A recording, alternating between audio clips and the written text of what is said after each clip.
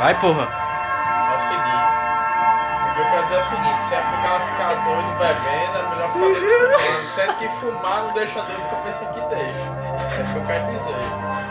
Porque beber dá embriação.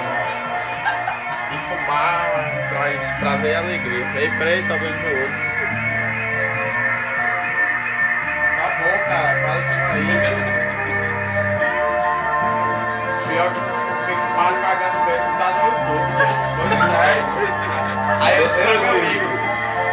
Tá bebo já. Aí eu disse pra meu amigo, homem, tira aqui no YouTube, pô. Ele disse, não, vou tirar não. E eu, aí eu, pô, tira aquele negócio, eu tô cagando, pô. Ele, não, vai ficar lá. Eu, beleza. Então, pô, pode botar essa porra aí no YouTube se quiser. Sim, você fala em cagar. É porque eu tava defendendo todo dia. Ah, é? O que é que tu tá rindo aí, ó? Cheguei, velho. Vai filmar, caralho.